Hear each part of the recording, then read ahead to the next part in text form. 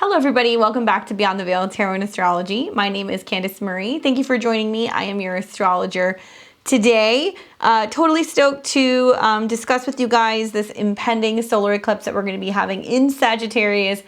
Big news. This is the last eclipse that we're having in the series of eclipses involving the North Node and the South Node in Gemini and Sag, wrapping up what has been the better part of a little bit over a year of lessons regarding this axis.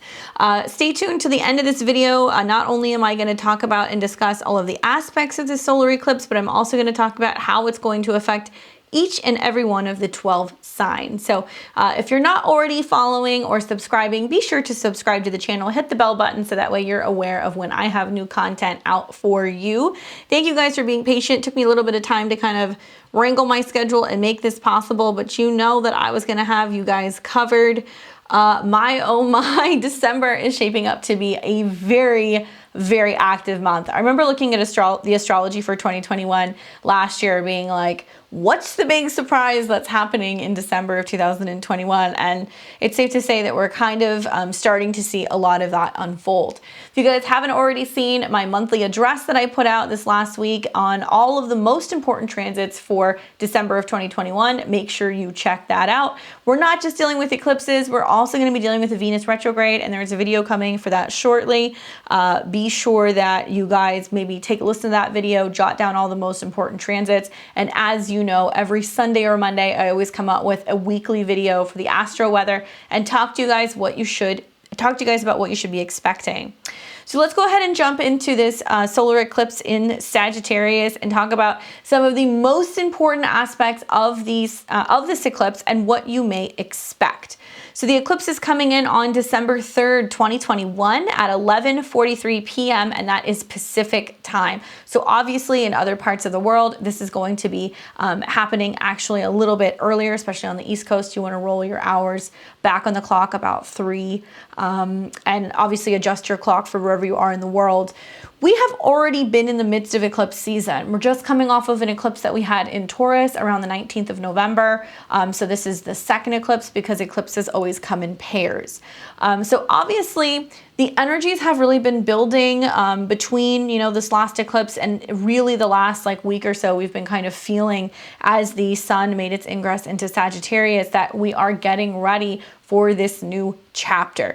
Now I gotta tell you guys, it's a much easier to manage eclipse than what we have seen both last month and also mid this year. I am a little bit more positive and optimistic about this eclipse, especially because it is in a Jupiter sign and equally because we are also seeing that it is in positive aspects to Saturn. So there's a couple Neptune aspects that we're going to talk about, but for the most part, I'm actually quite excited about this eclipse.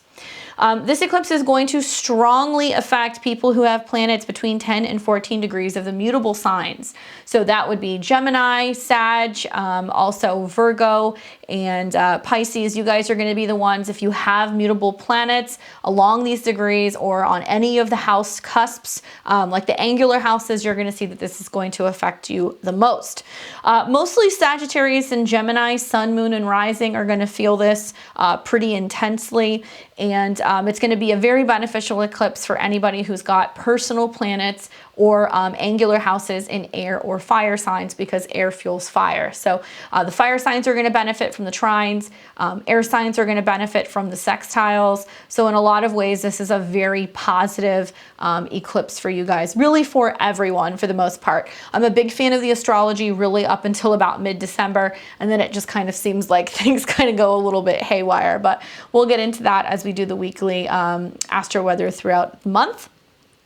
This is going to be a very interesting and a very telling time if you are somebody who is having your birthday within about 3 days of this new moon solar eclipse. So if your birthday's on the 2nd, 3rd, or 4th, definitely a really good time to get a reading, get some insight as to what the next year has in store for you. Primarily because new moon birthdays already in their own right are kind of like clearing the slate. You're starting brand new lessons. And depending on where this eclipse would fall in your solar return chart, it's going to be a jam-packed year. So if you're having your birthday right around that time, definitely be mindful. The energies are very potent. You're starting fresh. It's a great time for setting intentions. It's also just a really great time to just be aware of what's going to shake out, right? Because new moons are usually a time of like quiet, manifesting, sitting, holding space, clearing.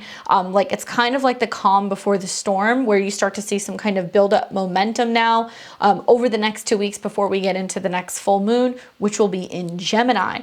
So we're not just going to be feeling this eclipse for the immediate next 2 weeks until we come into a full moon cycle, but we're going to be feeling this for the better part of 6 to 12 months, because eclipses, they can actually affect us way down the line. With any new moon, we're setting intentions to build towards that full moon, which will be happening in about 6 months' time. So that'll be closer to summer of 2022. It's hard to believe it's the end of the year.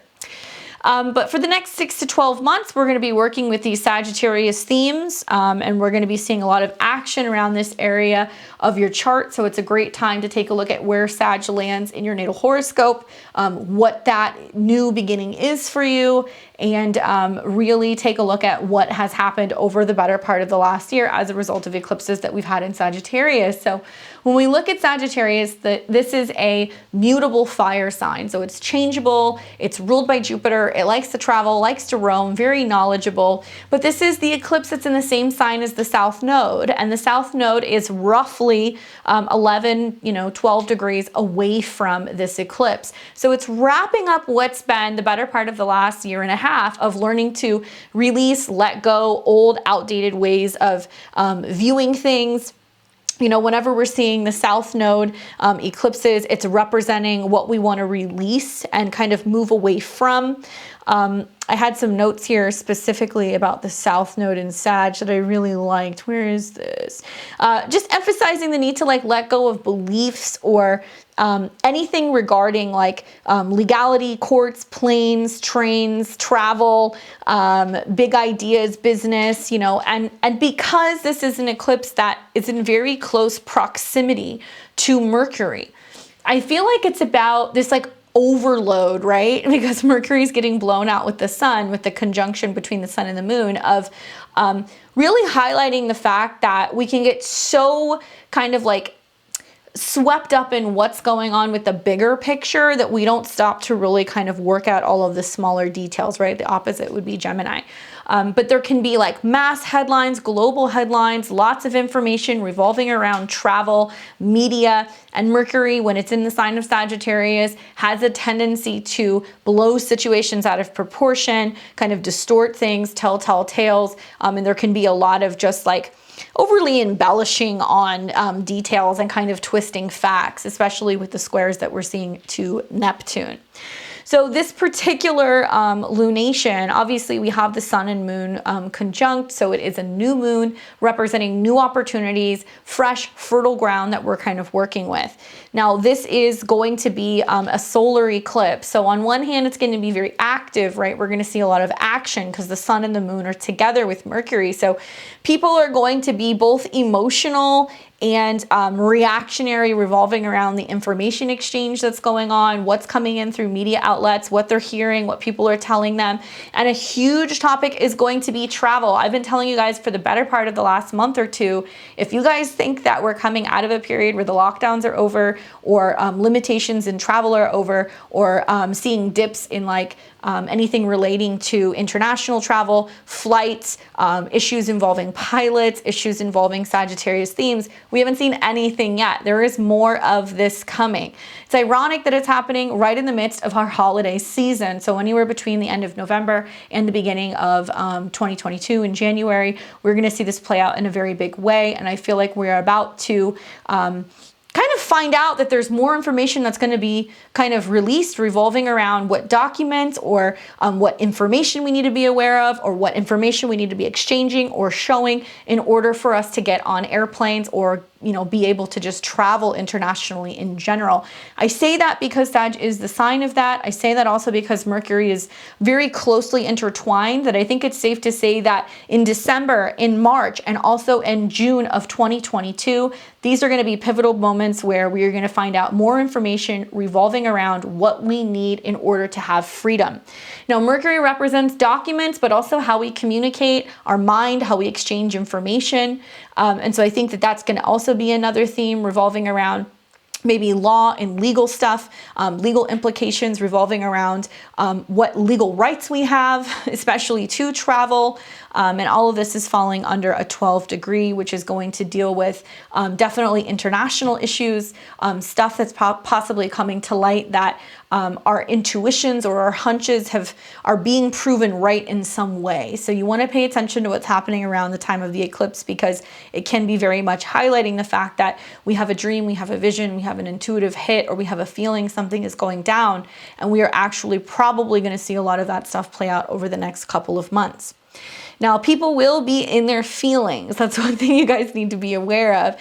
And, you know, I love, at least in a natal chart, right? The sun and the moon conjunct, it's like very much like, especially when Mercury is involved, somebody who is very transparent and very direct, and they put a lot of energy and a lot of power into, this is what I think and this is how I show up in the world. It's very transparent. What you see is what you get. However, when planets fall under the beam of the sun or within 10 degrees of the sun, it has a tendency to be burnt up, right? So it can like blow something out of proportion. Those of you guys who are a Sun Mercury, you know exactly what I'm talking about. It's almost like the sun, which can represent the ego, it can represent energy, the person on a personal level, blowing out that Mercury energy. So it's almost like we can be so fixated on our own ideas, our own beliefs, our own self, that it's hard to kind of get outside of that box and be able to see other people's perspectives. So one thing that I would say to watch out for is kind of like the lower vibrational aspects of Sagittarius, which may be coming about during the time of the eclipse. So like overload of information, blown out information, issues regarding whether or not we are taking the moral high ground, if there's going to be problems in regards to our relating to other people's beliefs, right? So that's something that I want you guys to like really think about. The South Node in Sag emphasizes the need to let go of these outdated beliefs. And what I like is that it makes positive aspects to Saturn. So it does in a way shine a light on the fact that we are seeing a lot of issues with division based on legal themes, cultural, religious, or physical distance. So Saturn is that separating energy, and when it's in the sextile to all these planets in Sagittarius, we may find that through changes in the legal system or through changes in travel or limitations or information that's coming out, it actually leads to further separation, division, and lockdowns in February on of 2022. So in a way, it's kind of showing us a little bit about the future, right? Kind of going off of my notes, I guess the big theme is that whenever we're dealing with eclipses, and I've said this to you guys before, there's always changes, right? It's when doors are closing, doors are opening, people come, relationships go, people transition, but also positive things happen with new moons. And so what I have found with new moon solar eclipses is that sometimes there can be actions that happen very quickly and sporadically that project us forward into really being able to walk into that new situation in our life, or that new theme, or that new opportunity. And so sometimes that does come with a tower moment, even more so I think than the full moons in some situations, to be honest with you. I've seen a lot of action revolving around new moon eclipses. Now, those of you guys who are new to my channel, I am a big follower of the Sabian symbols. I love working with the Sabian symbols and a screen of prophecy. This helps me kind of better analyze and assess what the theme or the lesson is regarding that particular degree. So I want to read about that a little bit. We have this eclipse at 12 degrees and 22 minutes. So we're going to round up and we're going to read Sagittarius 13. So you can read 12 or 13. In this case, I kind of want to talk to you guys a little bit about both because I think that both are actually incredibly telling when it comes to this eclipse. So let's read both. So we have Sagittarius 12 degrees, a flag that turns into an eagle that crows. The theme is transformation. The symbol is to speak to every struggle of every individual experience in trying to maintain his identity as a member of a social group on one hand and a unique individual on the other. Now, sidebar, that's so all these planets in Sag sextiling Saturn and Aquarius. The need to be an individual among the group or among the masses, right? The image of a flag that turns into an eagle that crows alludes to the individualization of the process which individuals in society become differentiated from each other. In general, people seek the comfort of predictability in their relationships. Therefore, when the individual is perceived by his fellows to be changing to a degree that demands a reciprocal change in the way that they will be required to relate to him, then the individual will usually meet with strong resistance or outright rejection. Okay. Think about that for a second.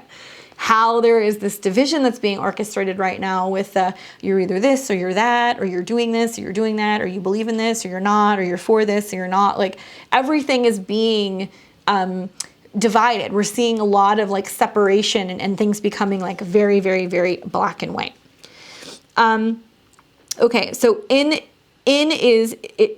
is in man's struggle to express himself freely while adapting to the demands and expectations of others that he comes to understand and define himself. At its highest, the symbol represents a special talent for being able to express the self-genuinity at all times while maintaining the respect and admiration of others. At its lowest, its irrational opinions or a tendency to make statements that have no basis in fact. Okay. The accent is on speaking out. You could be surprised when somebody suddenly voices an opinion that differs sharply from the rest of the group. Your greatest advantage lies in having the courage to speak your truth, even if it doesn't meet with applause, and in being sensitive to the rights of others to do the same. Okay? So we think about the sextiles to Saturn, where it's insinuating that there is some kind of orchestrated thing where there's separation or this illusion of separation from other people. We think about all of these really strong beliefs that come with the South Node in Sag, the need and the feeling to always be right? I think like it's time to let go of this feeling that we always need to be right or that we know everything. There's a need to like let go of the need to preach. It's just like let people be. Okay, so here is 13 degrees of Sagittarius. So we will take from both of these because it's kind of in between the two. Sagittarius 13, a widow's past brought to light, rectification. The theme is forgiveness. The symbol speaks to the fact that when suffering becomes public knowledge, everyone is affected. The image of a widow's past brought to light is of the reverse symbols, but it emphasizes the process of learning from past mistakes and readiness of others to understand, forgive, and support their fellows. Through the process of sharing his agony and the individual experiences of healing the soul, and those who hear him are encouraged to heal themselves through similar sharing. This is awesome because of the aspects to Chiron. Here is a turning point in psychological survival with the realization that no consequences attached to revealing a secret or imperfection could be worse than continuing to endure the pain alone. At its highest, the symbol represents the willingness to admit error, the courage to accept consequences, and the capacity for self-forgiveness.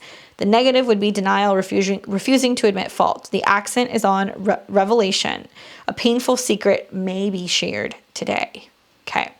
Your greatest advantage lies in being willing to acknowledge your mistakes and trust others to understand and forgive. Guard against being insensitive or becoming involved with your own concerns if you fail to recognize the suffering of other people.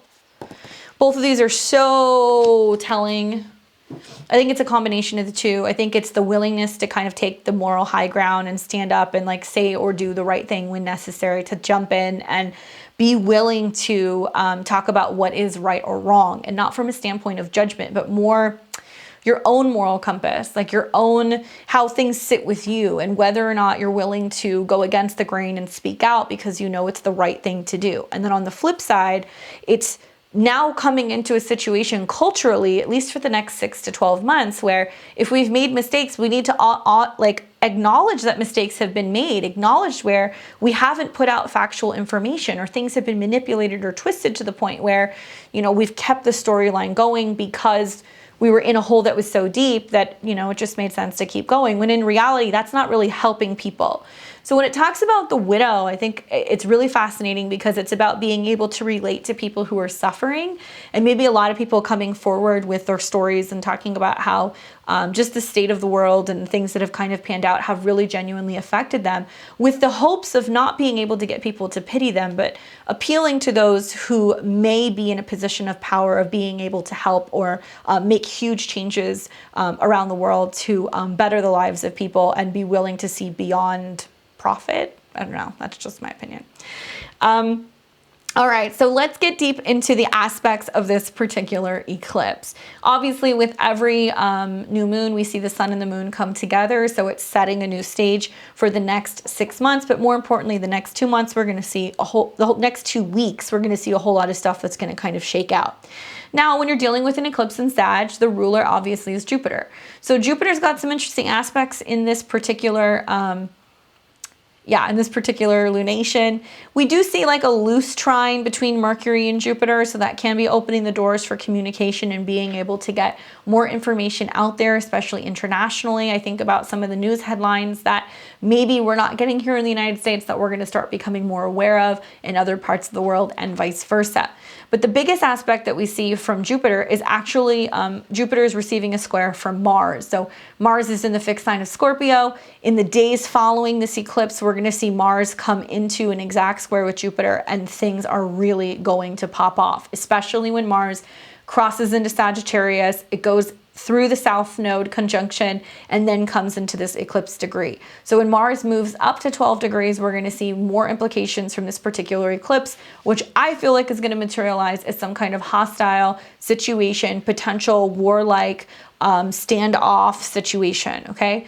But when we see Mars in a square to Jupiter, there's inflated egos, there's people who get really ramped up, there can be things that can pop or actually expand, there can be extreme violence happening, especially among crowds or large groups of people, because Jupiter is in Aquarius, which represents, coming together with other people. Now, on one hand, this can also produce some kind of like movement. Like I think there's going to be a lot more action going on when Mars then gets into Sag and it starts sextiling Jupiter, where we may see a lot of people who are getting really involved in activist type work, or who are wanting to kind of assist when it comes to the rights or legal representation or assistance or anything revolving around supporting groups and standing up and fighting to defend those particular groups, especially because Sag might be specific religious belief systems, spiritual belief systems, particular cultures, things like that. That's when you're really going to see a lot of action.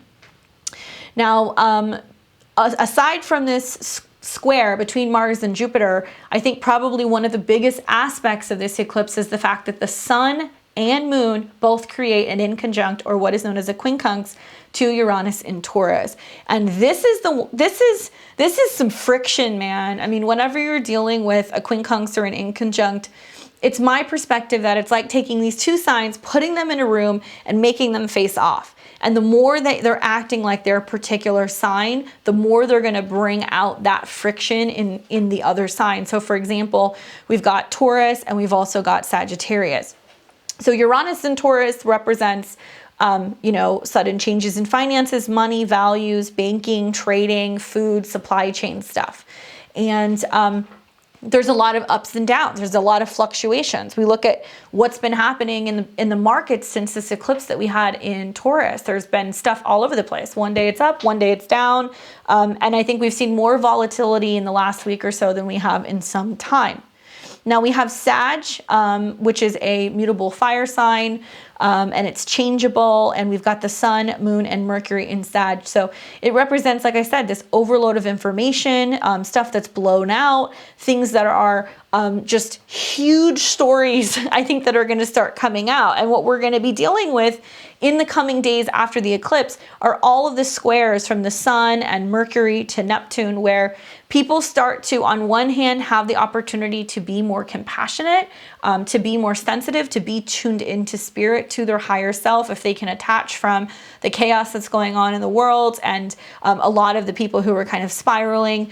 We have an opportunity to be much more divinely connected, protected, maybe feeling inspired, very creative, very dreamy, very whimsical. And there can be these amazing little whispers that we get from Mercury that can actually come in with the square, where if we're in that Neptunian state where maybe we've been, listening to music and vibing out, or meditating, or floating in a float tank, or some people, they want to paint, or they want to have a glass of wine, we can receive those messages. But at the same time, the square that we see between Mercury and Neptune can also be flat out, intentionally misleading, deceptive, distorted, manipulated, especially things that you may hear or things that are on screen or things that I think of like, you know, a news story that comes out and then it's fact checked and then you see at the bottom of the article like how many, you know, different changes they've made to the article, because ultimately it's like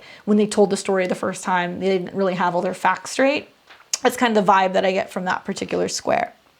But when you see an inconjunct or a quincunx, essentially, you know, what this means is something's not adding up, right? Something's not adding up. So under the guise of Taurus, it's very basic. It should be simple. It should be very easy. It's what we need for stability or for security. And it's all about what is practical, what's logical, right? It's the money that you have in your hand or in the bank. It's the food that's in the fridge. It's very visible. So when we see this eclipse that quincunx is Uranus, there is going to be stories or information or facts that are going to come out that are not going to make sense, or they're going to be in some way falsely representing this, the sense of our whether or not we have security, right? So it could be like, for example, you know, some people, I would just say, I'm not saying this is going to happen, but it would be like you get an email and the email says, hey, by the way, you know, we just approved this loan and we just wanted to go over everything with you. And, you know, we've received your application, you know, for a new credit card or maybe a new account that you've opened. And you go, I didn't open an account. What's going on? And then you go in and then you search all of your accounts only to find out that maybe you were traveling and you used your credit card while you were traveling and somebody went and they got access to that and somebody in some other foreign country or another state is trying to open an account under your name, right? It doesn't make sense. You know you didn't do it, but you know that there's some kind of connection and you need to go and find out whether it's real or not. Or maybe somebody just got the wrong email address. That's the kind of aspect that I would see between an inconjunct with Mercury and Sag and Uranus and Taurus. So I would be super mindful and like, I'd be really cautious with whose advice I would buy, especially coming into the holidays. Lots of people are going to be talking about, I made this investment, I made this much money, I bought this, I got super into this stock, or this is going to take off. Like, I look at this like next 2 week period to like a month, and I would just say, I would be very careful with whose advice I would buy when it comes to material goods or material things, or, you know, the effect that other people have in terms of your values. I think this is going to be a big conversation also because we are coming into Venus conjunct Pluto. We're going to start feeling the conjunction pretty powerfully the next couple of days. So certainly there's this really deep transformation revolving around what we value, and whether this is in a literal sense in regards to our careers, because Capricorn can be that, or our money, our wealth, things like that. So just be careful revolving around this square, probably anywhere between, I would say, like the 3rd and like mid-month, that this is going to be just a little dicey when it comes to some of that stuff. And frankly, I would not believe everything that I see in the news, but then again, I already don't. So maybe that's just me. So besides that, we see that the South Node is also making some positive aspects, and it is actually starting to come into it's still in aspect to Chiron. So we've got the South Node, the Sun, the Moon, Mercury, all making trines to Chiron. Chiron is still retrograde at the time of this eclipse, but shortly, later this week, I believe it's getting ready to go direct. So what's interesting is like, this can be about information coming out that can be about health and healing.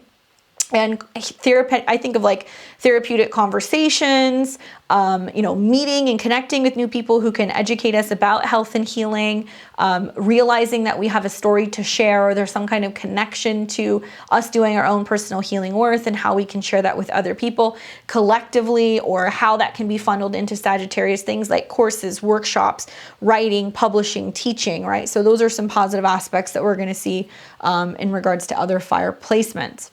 But all in all, we're still dealing with the South Node in Sagittarius. So it's really focusing on, like I said, thinking that we know it all. That's probably been the biggest takeaway, at least for me over the last year and a half, is that it doesn't matter what I have studied in the past, or what I thought I knew, or what I thought I believed in. The last year for me, on a very personal level, having this eclipse going through actually my 3rd house, is that I'm realizing that I don't know everything. And that's kind of awesome place to be in, is like not only acknowledging that, but allowing that to be something that inspires me to want to learn more, read more, research more, and learning about things and seeing the other side of a perspective and really leaning more into the Gemini North Node. Now, one thing we do see is that, like I said, it is at a Pisces degree. So this can be a lot about cutting through issues regarding clarity. Neptune squares are going to be extremely strong pretty much from December 6th through the 13th. So you want to practice, just a sense of awareness, being a little more discerning when it comes to believing everything you hear, especially because there's going to be a lot of telephone game type situations that are going on. I feel like also, now Neptune is direct, so it's going to pack a little bit more of a punch than it has in recent months, because we are not only dealing with a Pisces degree at a 12, but we've got Neptune that's kind of full force right now. So dealing with self-undoing, fear, collective worries, and deception can definitely be a theme. So we want to be aware of that as well.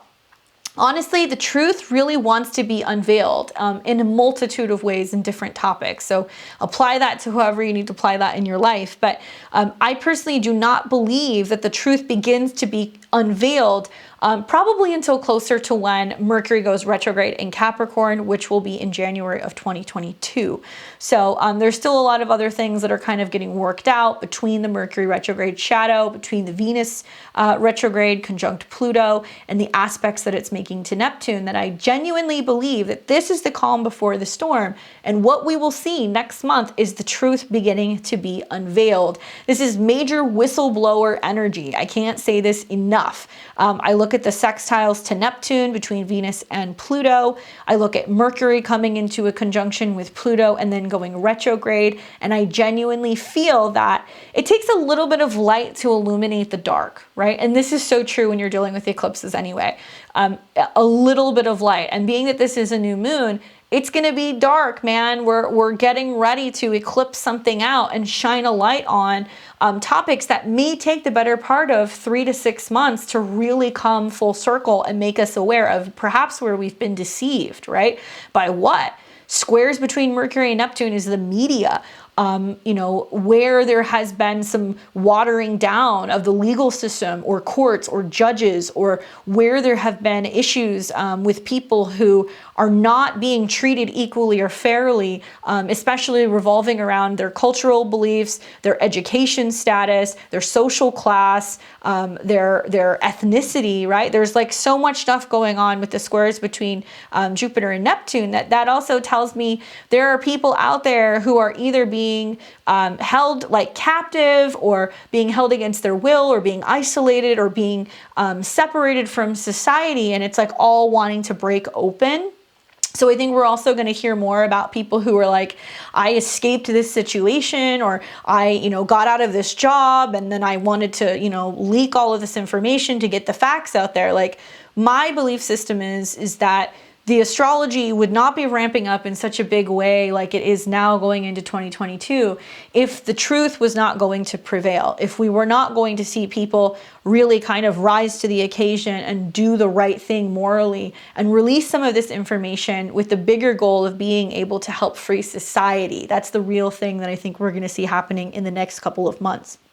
The new moon is conjunct Mercury, so I would just say be mindful of information that comes in, especially hours after the eclipse. Obviously, at least here in the States, it's going to be happening in the middle of the night, but it's safe to say that things can be happening globally in other parts of the world. So when we're waking up on the 4th, or even going into the 5th or the 6th, there is going to be major headlines revolving around Sagittarius topics, and be mindful that it's going to be playing out for the better part of the next month. Now, the new moon sextile Saturn, I guess that's the silver lining in the midst of all of this. So there is a lot of support, even though there's a lot of Jupiter Sagittarian energies, which can be kind of like wanting to like run wild and cause a riot. With sextiles to Saturn, it's basically being supported. So it's basically saying that under the guise of Sagittarius, it can support both separation, but also unity, of collective groups of people. And there is some kind of lesson as to Saturn playing a role in this, revolving around how we're building towards a more equal or fair society, right? Even that Saturn at 9 degrees is a Sagittarius degree. So I could see it both ways. Saturn in a Sag degree is like, is it really about limiting travel, or is it more about testing our beliefs, our belief system, right? I love a good South Node eclipse in Sag. I feel like on one hand, it gives us the freedom to just totally dump everything that we no longer believe in. And like, this can be a time where some people radically shift their belief systems. They radically shift how or with which country they identify with, or what belief system they identify with. There can be major changes in regards to getting involved in new religious or spiritual communities, shifting and changing even like your major in college or in another, type of like higher education. So we're given kind of the green light here to basically say, you know what, to hell with the old story that we've been telling ourselves. That's not really getting us through. What is some kind of group or support system or belief system can I get involved with in order to see my dreams through? So it's a pretty optimistic Saturn supported eclipse. I love the fact that it's making that trine both to Chiron and Aries, but also the fact that Saturn is also sextiling Chiron and Aries as well. So it's almost like there's this movement going on where if enough people on an individual level are willing to acknowledge the fact that they are dealing with some kind of personal wound or pain, and make conscious steps towards learning about healing it, sharing that with other people, being able to seek out groups that can support them. There is some kind of like group engagement where you talking about what you've been through, or like what you struggled through, or what you overcame, in a lot of ways can be so helpful and supportive to other people that sometimes just telling your story is all it really takes to be able to form that new kind of group or kind of social affiliation, or even like networking capabilities. So I think it's going to actually bring people a lot closer through vulnerability and talking about what they've been through. Last but not least, we've got Mars that's still in a trine to Neptune and Pisces. So hot and steamy. It does kind of make me feel like boiling water, like Mars and Scorpio and like, Neptune and Pisces. I also see this as like really strong for just like spiritual courage, spiritual warriors, people who are fighting for a cause, being able to really kind of open up spiritually and empathically, and give people the willingness to believe that there is something to be working towards. So Mars is always movement, cutting, purging in a way. It can be conflict, especially in Scorpio. But with trines to Neptune, I think that it can be kind of tapered in a little bit. It's coming out of the trine. It's actually working closer to the square with Jupiter. So I think we're going to see the energies ramp up, and then it's going to calm down a little bit once it's past the South Node in Sagittarius. Granted, this is going to get reactivated when it hits 12 degrees. So days to watch is when it's going to be conjunct the South Node on the 14th of December. And when Mars crosses this degree, and this will be at the end of the month, on the 30th and the 31st of December, when Mars crosses that degree. It's going to be kind of wild. We're actually going to see that we are going to have Mars on the same degree as the eclipse for the New Year's Day solar return. So that'll be an interesting thing to look at, because certainly the energy of all of 2022 will carry a little piece of this particular eclipse with it. One other thing I'd like to mention is that when working with eclipses, they don't just get triggered by transits, but also by squares and oppositions. So we want to pay attention to when Mars goes through Pisces, or when like Sun and Jupiter and Mercury go through Pisces and they hit those 12-degree marks next year. It's going to square that eclipse and create more action. And then finally, this particular eclipse is going to be re-triggered quite a bit at the end of 2022 when Mars goes retrograde through Gemini. So it's going to, I think, turn retrograde in the higher degrees of Gemini, and it'll go all the way back down to, let me see. But I know that that's going to be another trigger. I was actually thinking about that earlier today. I was like, wow, this is the eclipse that just keeps on giving. And that'll be activating also the eclipse that we had mid-2020, in Gemini. So it looks like it's going to turn retrograde somewhere around 25 degrees. And this will be the end of October of 2022. I know this is like way down the line, but it's worth kind of mentioning because somewhere at the end of December of 2022, Mars will retrograde around 12, 11 degrees of Gemini. And then we'll see one more opposition that is going to happen, I think, in the new year of 2023. I keep telling you guys, I'm like, I don't think you realize the astrology of 2022 is almost wilder than anything else we've seen. Yeah, so it's going to be most active then, and then also it'll cross 11 degrees right around early February of 2023. So it's going to keep reinforcing this, right? So it'll be interesting to see what happens. I'm more optimistic about this eclipse, like I said, than some of the other ones that we've had this year. So make the most of it. Work with that energy of Saturn. I think that's probably the most positive aspect, and realize that the Mars square Jupiter is really pushing us in some situations to just pop. Okay? All right, so let's talk about how it's going to affect each and every one of the 12 signs, what you may be expecting as a result of this eclipse. With all of my predictions, please listen for your rising, your sun, and your moon sign. I find that with my predictions, the rising signs happen to be more of what to physically expect. However, you can see a lot of correlation to your sun and your moon sign. Sun can be more how it relates to you personally, for your happiness or your career. The moon can be more emotional, but I don't know. I have found that they're all pretty accurate for mine at least. So let's start with Aries and Aries rising. A lot of what I spoke about, because when I do talk about this, I do it with a 0 degrees Aries rising chart. So a lot of what I've been talking about really does apply to you. But what does a new moon have in store for you in the 9th house? Well, it's a wonderful time to really focus and put emphasis on friends in foreign places, cultures, networking with groups of people, furthering your education, planning a trip, anything like that. You're seeing a lot of action happening with your 9th and also your 12th house. So that can also be about spiritual quests, learning your connection to a higher power or the divine, and what you believe in. All in all, it's a pretty lucky eclipse, I would say, especially for your chart, because it's making positive aspects to your personal planets in Aries. So there can be this like shift in your philosophy or your belief system. Ironically, you get the Hanged Man. So it's also talking about the aspects that you're having to Neptune, and the fact that Neptune's in your 12th house, and it's like, do I make a move? Do I not? You know, do I buy that plane ticket? Do I not? Should I start the course or the class? You know, do I start teaching something? Do I go back and get my degree? My advice is wait until Mars gets into Sagittarius.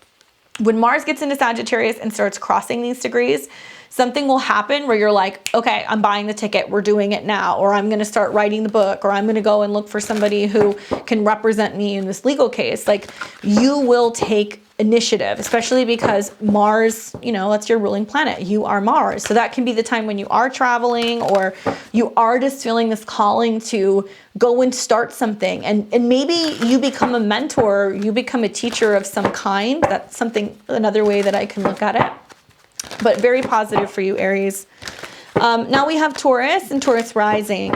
So this is an eclipse that's happening in your 8th house. And Taurus, I hope you're hearing me when I was talking to you and telling you about that inconjunct or that quincunx, okay? Because in a lot of ways, it's like Sagittarius energy can be really hard for you to understand because you're very grounded and you're very practical. And not that Sagittarius isn't, but Sagittarius is like really quick to be like, everything can be amazing. This is how it can work. And it can be optimistic, but there is a sense of you not always getting that Jupiter energy, that you're always like, yeah, okay, prove it. Like, I'll believe it when I see it type of vibes, you know? So you've got this eclipse that's happening that is in your 8th house, and it deals with intimacy.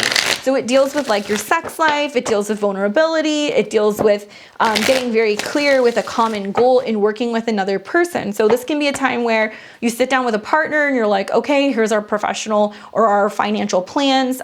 This is how much money we have in the bank. This is what we're investing. This is what we're taking off. This is what we're buying. So it can be a wonderful time to just really get into the nitty-gritty details of the 8th house. At the same time, this can give you the opportunity because of the aspects that you are seeing from Jupiter in Aquarius, to start really feeling like in order to see the growth that you need on your professional kind of 10th house scale, that you may need to talk about investing money or changes in budgeting or something like that to be able to see a project all the way through.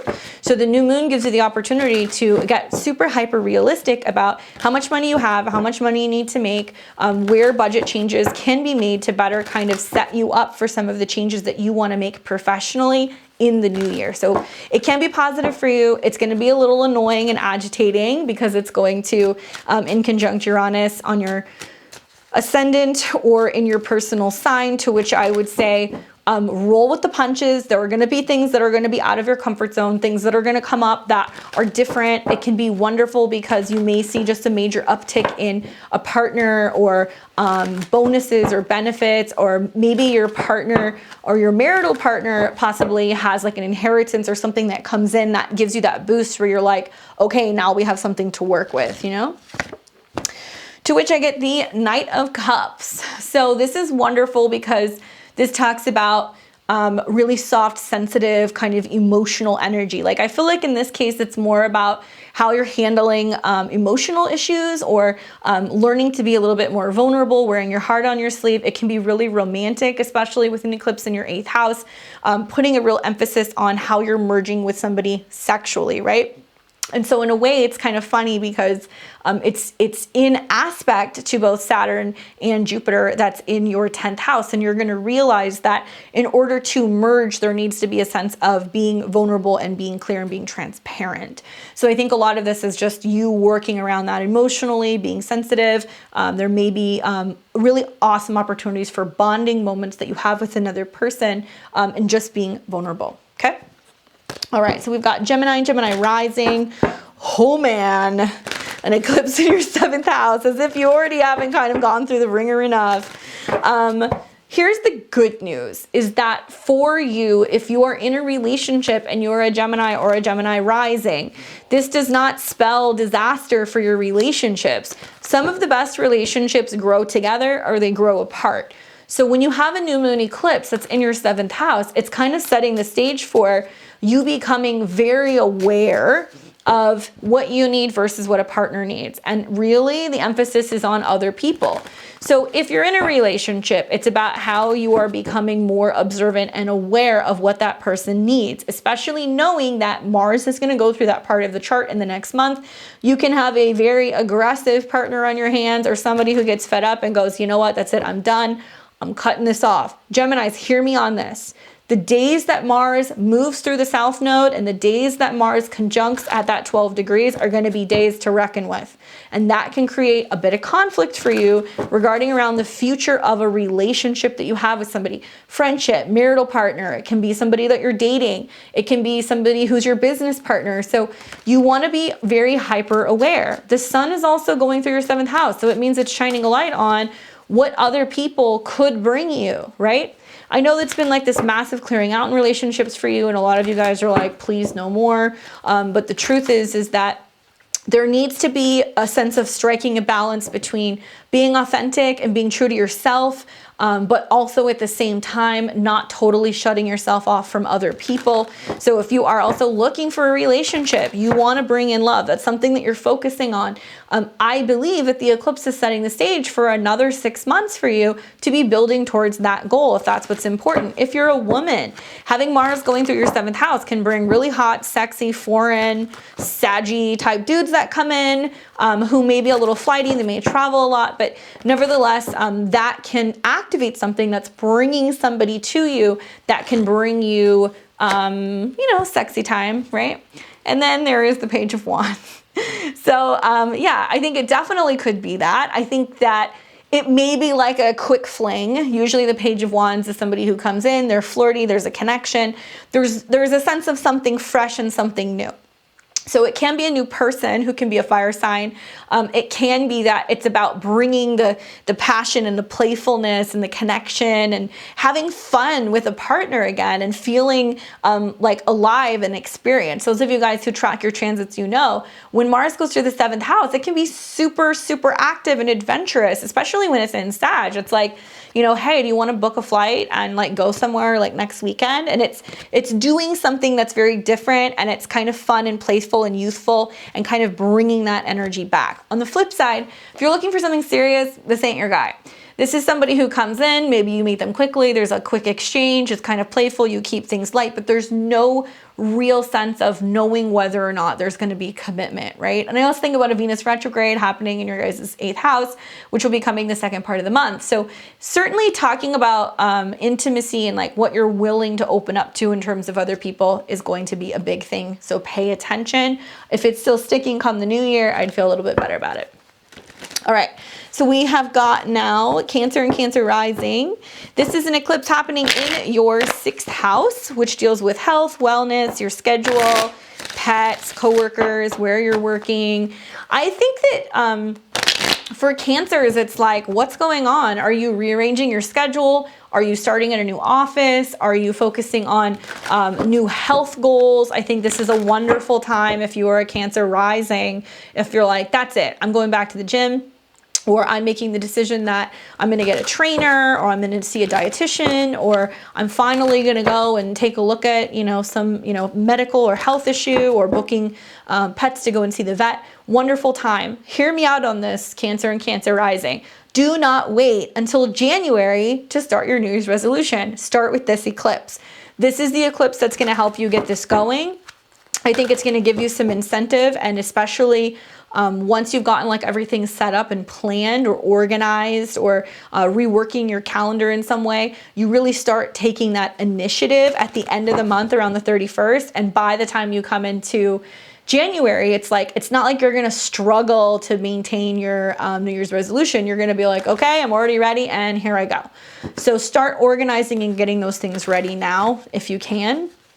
I also think about the fact that it's making aspects to both Saturn and Jupiter, which is in your 9th house, which tells me like there needs to be a sense of getting everything organized and ready, especially if you know that you're committing to a new education schedule, or maybe you're traveling in the new year and there is a sense of like needing to get a lot of work done before you do that.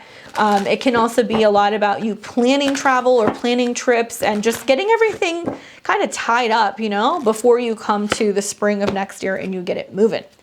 Ace of Pentacles is a wonderful card to be pulling for the 6th house. This does insinuate health, wealth, abundance, security, stability. It's almost like maybe you need to organize your house or your office or your schedule so you can feel like you're more abundant or you're more productive. A lot of this can also be talking about physical weight. So if those of you guys who have been struggling with diet or working out or things like that, this can be basically saying that you're becoming aware of the situation and you're moving something, you're changing something. Maybe the goal is just to be more active and just to be moving your body and not feeling so sluggish and kind of like set back. Whatever it is that you're focusing on, I would just say that it may require some kind of an investment. So you may have to get an assistant, or maybe you buy scheduling software, or maybe you buy a gym membership. It's going to cost a little bit in order to kind of get your to get your stuff moving and shaking and get better organized or healthier, but it's going to be an investment in yourself. So it's not just about money that you're spending, but think of it as how you're investing in yourself. And it's a brand new beginning to actually feeling better or being more productive. Very, very, very good for you. All right, so now we've got Cancer. So now we've got Leo and Leo rising. What a fun eclipse for you, Leo. This is an eclipse happening in your 5th house. Some of you guys are just really feeling in love as a result of this eclipse. Really focused on dating, romance, planning trips, holidays, going places with a loved one. Maybe you're spending more time with children.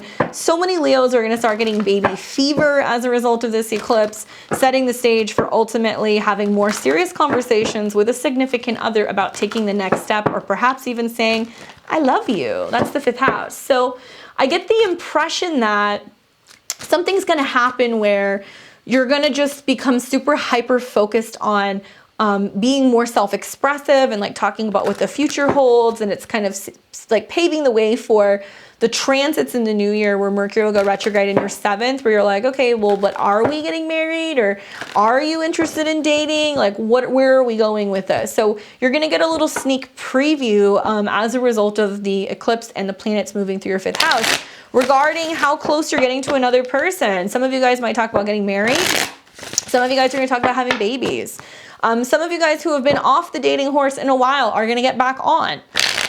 Many people are going to feel very inspired, creative, self-expressive. So there can also be lots of energy pertaining to like starting new businesses, especially if you want to be self-employed, or starting a new creative project, or just spending more time with your kids, right? Being more playful and hanging out with people who are younger and youthful. I get the 4 of Swords. So this can be talking about like letting situations lie, which makes sense because you're going to have the eclipse and then Mars is going to go through here. So I would say you want to really watch the South Node Mars transit, because that can be like a turning point where there's a decision that's being made with the heart and deciding what you let in or not let in, or what you begin or what you end. And the 4 of Swords is like more of like a resting energy. So it's saying for the better part of like the next 4 weeks, or maybe the 4 days revolving around the eclipse, let it lie. You've got a lot more energy that's going to pan out, that's going to bring clarity the second half of January going into February, where you can like take the next step. It might be saying also like no need to rush something, like let love happen, let things come together organically. Don't feel freaked out or that you need to push things along. This can also be just talking about taking a step back if you've been really overwhelmed by a creative project, or maybe you're exhausted because you're trying to get something launched, you're trying to finish something, that there is a need just for you to let things be. All right, so now we've got Virgo and Virgo rising. This is an eclipse in your 4th house, shaking up all kinds of things emotionally.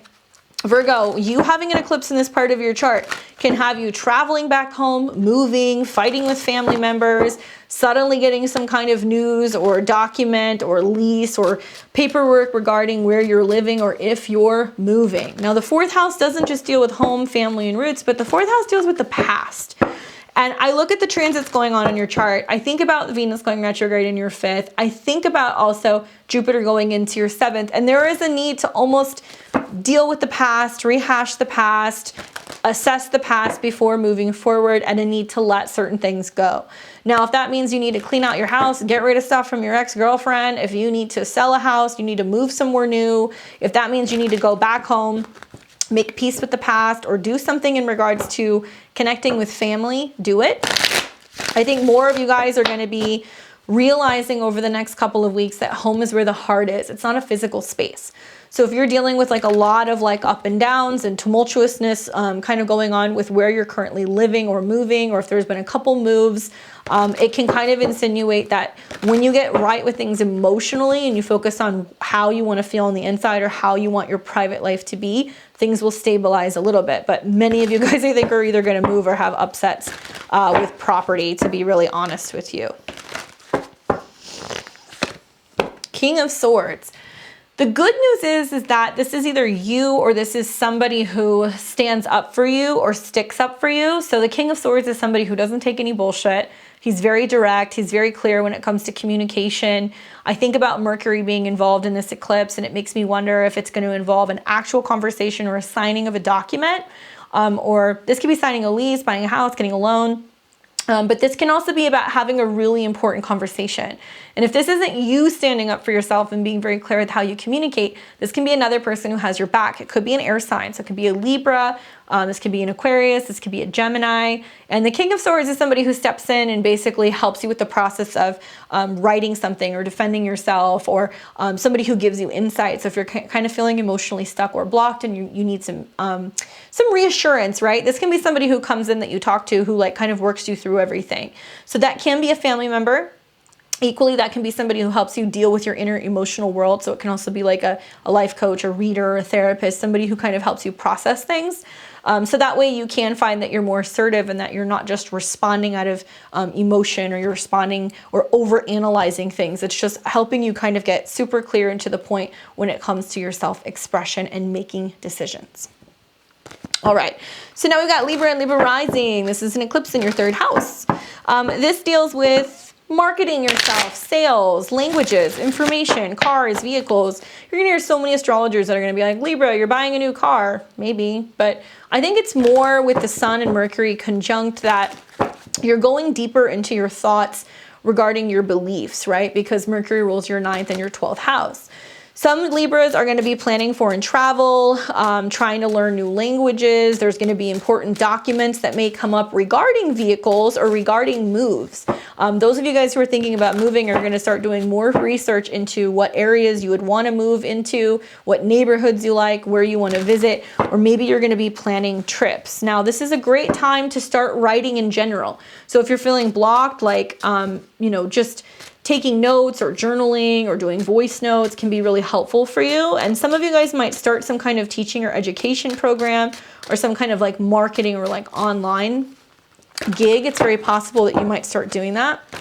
I think also watch for important conversations with family, right? Specifically siblings, aunts, uncles, cousins, because there's a retrograde going on in your 4th, and then you're also going to see that there's all this energy in your 3rd. Now, if you're traveling or if you're going anywhere, realize that the 2nd half of the month can be a little tumultuous for traveling for you Libras, especially as Mars moves to conjunct the South Node and causes some friction with Neptune. There can be some scheduling issues. So double and triple check everything, especially if you're traveling to meet other people or you're staying with other people. Make sure that there is clarity. Queen of Wands. So I love this because it's a fire eclipse that's in your 3rd house. So you're feeling fierce, you're feeling creative, you have a lot of ideas and you want to put those ideas out there and you want to create. Perhaps you connect with somebody who's very fiery. It can be a Sag or a Leo or an Aries who wants to help you bring something together. Tell a story, publish a book, start a podcast, right? Learn a language. Somebody who's going to come in and basically be like, yeah, I'll help you do it. What do you want to do? And she's all about creativity. Like, she's got her wand. She knows that she has to bring things to life, right? So this can be somebody who can really positively help you with this particular eclipse, especially because you're seeing sextiles happening between your 3rd house and your 5th house, also between your 3rd house and your ascendant or your personal planets in Libra. So there's some awesome exchanges that are going to happen that's more about creativity and exchange of ideas. And it looks like somebody's coming in to help you kind of harness that and bring it to life. All right, so now we got Scorpio and Scorpio rising. Woo! Eclipse in your 2nd house. This is an exciting one for you. And I got to tell you, Scorpio, especially Scorpio rising, this has been a real year of going through some uncomfortable changes, especially with those Saturn-Uranus squares. But here's what I do see working in your favor. An eclipse in your 2nd house is setting the stage for resources, self-esteem, focusing on making more money, coming up with goals relating to finances, really showcasing your natural talents. Very strong month for business, especially for you, because you do see the conjunction of the eclipse with Mercury. Now, this sextile that's happening from Sag to Aquarius, which is in your 4th house, makes me feel like you're talking about investing money in your home, your family, your property, updates around your house, thinking about buying, looking at buying, and coming up with a goal business-wise to be able to facilitate all of these changes that are happening within your home. So lots of conversations revolving around resources. However, you see that this in conjuncts or quincunxes Uranus in your 7th. So it seems like you and a partner may not see eye to eye regarding how you want to spend resources, or if the money needs to go into a business, or if it needs to go into a home, if you save it, if you invest it. So watch out around the time of the eclipse. There can be lots of conflicting ideas between you and another person revolving around what you do with your resources. This is your 2nd house, so it's your money. So if you're a Scorpio who's dating a Taurus, or you're with a Taurus partner who's got Taurus placements, this can be particularly sensitive because it can be a situation where money comes in and then there's like a bit of strife over how you spend it or what you do with it and what is yours versus what is theirs. All right, so 6 of Pentacles says you can smooth it all over. What's mine is yours, what's yours is mine. That there is a bit of give and take. So I think this is so awesome, especially when I think about the eclipse that just happened for Scorpio and Taurus, that you're learning that it's about what you build and what you create together, right? It's kind of interesting because there was a full moon that was in your 7th house. So this is essentially saying what you guys put into something, what you're working on together, what you're generating together. The 6 of Pentacles can also talk about people coming and paying you back or paying something forward, or maybe somebody comes to you and says, hey, I want to give you a bonus. You've done awesome all year, or I really appreciate your help. You know, how can I help you? There is some sense of supporting and working with other people and receiving support when you least expect it. So it looks very positive for you, Scorpio. Keep on with all the good money juju. Great time to be doing abundance work. All right, so now we've got Sag and Sag rising. Oh my goodness, Sag, you're over this, huh? You're just like, you're done. One more eclipse happening in your sign with the South Node. It's time to release and let it all go. To me, it seems like there's goals revolving your new sense of self. And being that it's in your sign, it can be like how you identify out in the world, what your status is, what you do for a living, how you look, and how you carry yourself. So for the sake of the wheel, when we look at it from an eclipse Sag 1st house, it's like, have you lost weight? Have you cut your hair? Did you get a big tattoo? Do you no longer identify as, you know, being single and now you're married? Or, you know, there's all kinds of changes happening to how you show yourself out in the world. South Node eclipse in your 1st house with Mercury makes me feel like there's a big announcement that you're making regarding how you perceive yourself, what you believe. There's going to be some really big ideas. This is a good month to continue to keep releasing and letting go of any negative self-doubt or talk, especially relating to your body image or how you view yourself or how you actually like treat yourself. And that's really important for you because it does affect you in a very big way, especially in terms of how you relate to other people. Because if you're sending those vibes out that you're not ready or you're not good enough or you're not valuing yourself or not loving yourself, other people are either going to show up and reinforce that because you're putting that out there, or you're going to find that it's harder for you to connect to people because you're not really flipping that switch and letting everybody know that you're open for business, right? So this does create an inconjunct or a quincunx to Uranus, which tells me that there's some conflict revolving around a health crisis maybe, or a body crisis, or a scheduling crisis revolving around whether or not you're eating well or making time to stay consistent with a schedule. So schedule changes are going to happen. That is inevitable. Thankfully, you see lots of positive support from Saturn and also Jupiter that are hanging out in Aquarius. So it's all about what you're learning, how you're communicating, just speaking, getting it out. A lot of it can be like trapped anxiety and negative self-talk in the body. And there's a need to really practice breath work or just getting mobile to release all of this. The card that I get is the Hermit. So you're going to want to run and hide, and you're going to be like, I don't want to do this anymore. This is too hard. Or I just want to shut down. What's the point? Why am I even trying? There can be a sense of you wanting to kind of shut yourself off for the world. You may feel like you have so many goals that, you know, the finish line is so far into the future. Don't worry about that right now. Realize that this is an eclipse that's going to bring about things over the next 2 weeks so you create change, right? But really the goal is 6 months down the road. So you're making plans about your body, your appearance, how you carry yourself, your new life. That's really going to take really between like next summer and next fall to fully manifest. So don't get too caught up in like the long-term goal. Come up with a series of small goals to reach that and not allow yourself to get into your head before you're able to make those shifts. And it's not just about what you're wearing or what your body looks. Sometimes it can be about letting go of habits or, you know, just deciding that you're going to detach from negative patterns or things that you're probably doing or saying or people you're hanging out with, or just an old identity is now kind of falling away. So it can feel a little bit like a crisis, but it's really good for you because it's helping you become more aware of your own personal strength within yourself, right? Okay. So next we've got Capricorn, which is your 12th house. This makes me feel like you're really appreciating, on one hand, your alone time, your spiritual growth, the ability to rest and recuperate. There's a lot more spiritual insight maybe coming from like readings or meditation or your dreams that are kind of like telling you things. I think of like an eclipse and Mercury in your 12th house can be a very symbolic dream. It can be unexpected situations revolving around foreign travel and like things kind of falling apart if you're trying to go somewhere. So here's your heads up. I think an eclipse in your 12th house and an impending couple of retrogrades in your sign tells me if you are letting stress run your life, you have to pay attention because it will have an effect on your body, right? So this is an eclipse that's going to tell you if you're feeling a little kind of, I don't know, like for me, like when I think of when the sun and Mercury, you know, go through my 12th house, I get like so like over everything. I become super anxious. It's hard for me to sleep. In the sign of Sag, it's that you can be starting to doubt whether or not everything's going to work out. So it's really important to keep the faith. It's also really important to have healthy patterns and almost like practices or like rituals that you can go to when you get anxious. And that can be as simple as like prayer or just having a routine before you go to bed, or just like having somebody who's like a 12th house energy, like a psychic or a therapist or a healer who you can check in that can help you kind of calm a lot of that stuff and connect all of the dots between what's going on here and the astral world. So what does Capricorn need to know? Four of Cups.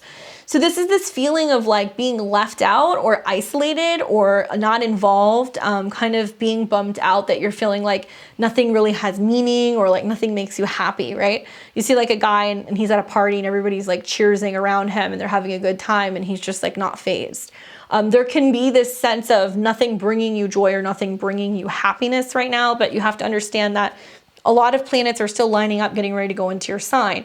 So there's a lot of reworking how you feel, what you think, what your body wants to feel like, whether or not you're believing in yourself, whether or not you believe in the big picture. If you're not allowing things to continue to affect you spiritually, emotionally, or psychologically anymore, this all shakes out at the end of January going into February. So you're about still like 2 months out from this energy happening. So right now I would just say, don't allow yourself to become super pessimistic. Don't allow yourself to feel like nothing works out. Like don't get into that pattern of telling yourself this, because there is this natural need to like let certain things go right now. And if that's friendships or jobs or belief systems or, you know, being like, you know what, I guess I'm not going on the trip, so the universe has another plan. Acceptance is a big piece of the puzzle here, and not getting wrapped up in this feeling of not being acknowledged or not being included. We've got Aquarius, and this is an eclipse happening in your 11th house, which is great for wishes, great for friends, networking, traveling with friends. Friends in other places might be calling you saying, come and visit, hop on a flight, come out here. I think that with Jupiter and Saturn in your first house, incredibly optimistic right now, very dedicated to your path, your plans, how you want to see things play out for yourself personally. There's some really great energies that are going to start shifting for you in the new year. And I feel like, especially those early degree Aquariuses, if you're like between 0 and like 12 or 13 degrees, you're really going to see this like new 2.0 version of yourself emerge in the new year. So right now it's a lot about like sharing these goals with other people and like, you know, being able to celebrate yourself, right? You're going to have Mars go through your 11th house, which can be quite active socially and give you the opportunity to really go and connect with people who you feel like brighten your soul and keep you like much more optimistic. I can also see this as being a wonderful time to like go and apply for new networking opportunities, or if you want to get into a club or an association, it's a wonderful time for you to do that, because you have a lot to offer people, I think, with both Saturn and Jupiter in your sign, where you're being seen as like much more of like a professional, or like now you're like really kind of getting into the groove of being very good at or very well sought after for whatever you do for a living or out in the world. Page of Cups. This can be a sweet connection, actually. This can be a very sweet connection that you make. It can be about feeling loved and cherished and like people inviting you to things. It can be about the beginning possibly of a romantic connection that you can have either with a friend or through some kind of social connection. Can be a water sign, so the Page of Cups can be a Pisces, a Cancer, or a Scorpio. But this can also just be like this feeling of like, wow, like this has been a really rough year. I've got great friends. It's amazing. I'm gonna have dinner. I'm gonna have drinks with them. I'm gonna connect with people. My heart is very open. I'm feeling very warm and like optimistic about some of the positive things that are coming together. So while we're having this eclipse, you have to keep in mind that we do have technically the Earth that's in Gemini, so it's moving through your 5th house, which is about creativity and romance, and can be a time where possibly like you're either meeting somebody through these connections, or maybe a friend is going to introduce you to their significant other, or vice versa. You know, you could be going out with somebody and finally start introducing them to your social circles. But to me, it seems very optimistic and almost like emotionally you're going to start feeling like things are kind of getting back to normal for you. And last but not least, we have Pisces. An eclipse in your 10th house, Pisces. You better make this one count. It is squaring Jupiter on your ascendant. So it's basically saying, get out of your shell. Be willing to put yourself out there. Put yourself out on the world stage. Be willing to share something significant with the world. Recognition, exposure, travel. Everything is just getting ready to pop in a very big way. Jupiter is getting ready to move into your sign later this month, which is very positive for all Pisceans because it's going to make you more optimistic and more likely to travel and explore and connect with other people. But a solar eclipse happening in your 10th house is big actions revolving around your career. So now's a great time to start setting those professional goals, start professional projects. If you're getting ready to launch businesses, wait, but do work on them. They may be a little bit more likely to do better if you're releasing those kind of like February, March of next year. But right now it's like about goal setting out in the world. I think about Jupiter being in your, right now it's in your 12th house. And to me, it's almost like you've got these goals that are like things that you're working on behind the scenes, or maybe you're starting to put out more media, or you're doing more work and you're just waiting for that one thing to catch, right? An eclipse in your 10th house can catch in a very big way, and it can really get you like that video that goes viral, or that, you know, proposal that you send out there that somebody comes back and says, yes, absolutely, we want to work with you. So there's very positive events that can happen as a result of an eclipse in your 10th house. So let's see what the tarot has to say. Knight of Pentacles. Cautious but reliable, right? Of all the knights are usually messages that are coming, right? So it can be a text, email, phone call. Knight of Pentacles can be like, yes, you know, we do want to fund this. Yes, you got the job. We want to pay you. They may want more information. They may want to talk to you about long-term planning, or about, you know, changes that they're going to be making over a period of time that may actually play out for the next couple of months. This can be an earth sign that approaches you to do some kind of work together, or a financial offer that comes from an earth sign. So it can be a Virgo, or it can be a Taurus or a Capricorn. The Knight of Pentacles is generally a positive message, though, relating to something of value. So this can be things like also getting a raise, getting a change in your status, getting a change in your title, which can come with more benefits or a higher paying salary. So regardless, there's something financially positive that's coming for you, and something that's also going to give you more stability and more momentum moving forward and really building out your professional goals. Very excited to see how this eclipse plays out for all of you guys. You will have to let me know.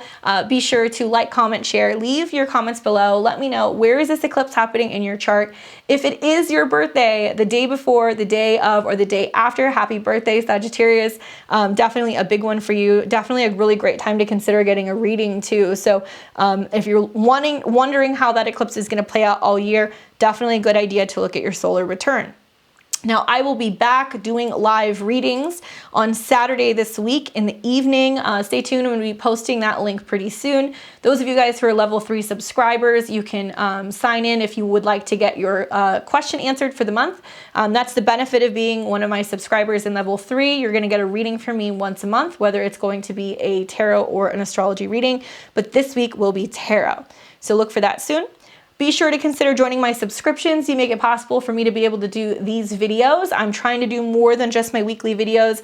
I've got a whole bunch of videos that I want to be making for you guys between the Venus retrograde, and also I want to talk a little bit more about the astrology of 2022.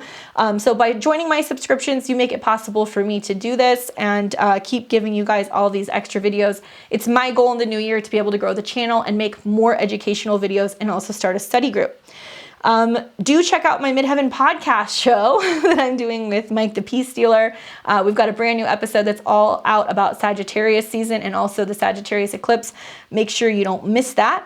And I will be doing a live New Year's show on New Year's Day. I already posted it on my channel. I'm going to be talking about all of the most important transits of 2022 and what to expect for each and every one of the 12 signs. So make sure that you save that on your calendar. Join me for New Year's Day if you want to talk astrology and everything that I'm seeing for 2022. My books are now open if you'd like to book a reading for 2022. I've got some openings starting in January.